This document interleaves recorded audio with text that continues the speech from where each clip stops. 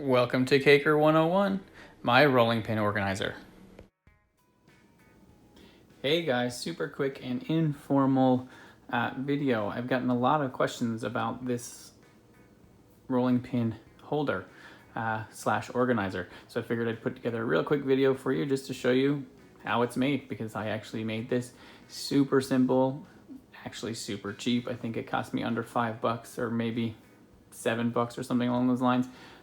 But very cost effective and a great way to organize all of our rolling pins. So let's get to it.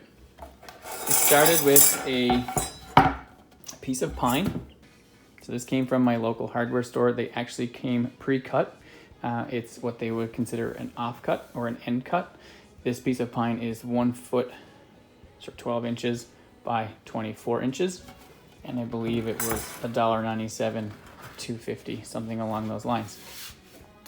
The next thing that I found were these garage hooks, and these actually came from my local dollar store. Now you'd be able to get these at your hardware store as well, but these ones came in a pack of 5 from the dollar store.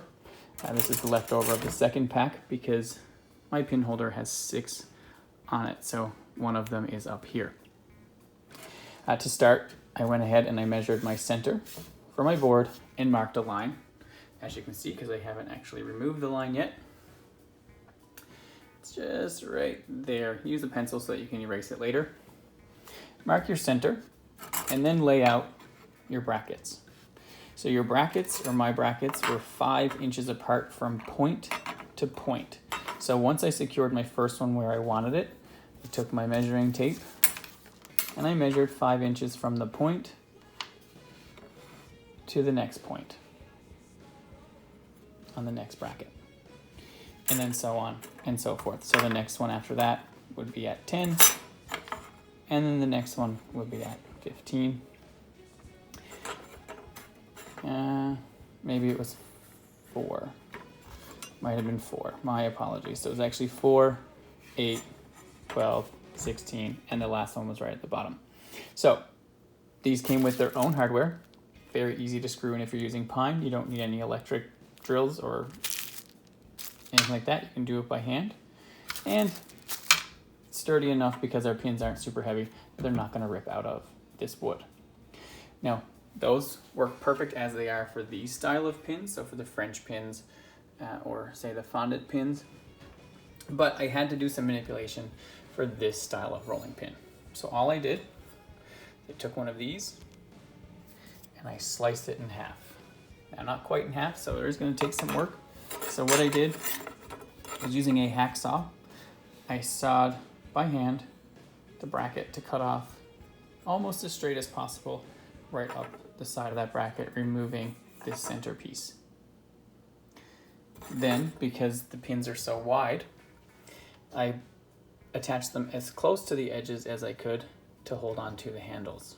So if you have multiple pins like this that you'd like to stack onto your display stand, you will need to do this with more than one bracket.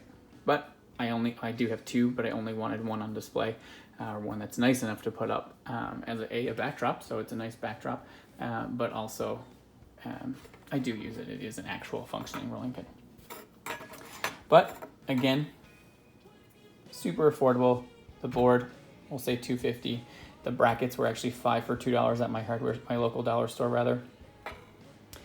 And then I will go ahead and seal this at some point, because in a bake shop, all wooden surfaces need to be sealed. I'm probably going to stain it a nice dark color, but I could stain it and seal it because it's a piece of pine. If you don't want to buy pine because you can't get an affordable piece off-cut, buy a cheaper piece of wood. Paint it whatever color you want to match your kitchen.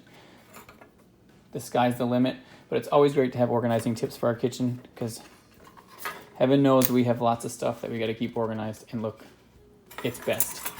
The other thing you could do, I don't have it done to mine because it's just leaned up against the wall, but on the back you could attach a picture hanger so that you can actually hang this directly on the wall. Again, that said, I just use the ledge in my basement because that's where my studio is, and I just lean it up against the wall. I hope you enjoyed this quick, informal video. If you do make yourself one, please take the time to tag me in a picture. I would absolutely love to see what you do. And don't forget to subscribe. Thanks so much for watching.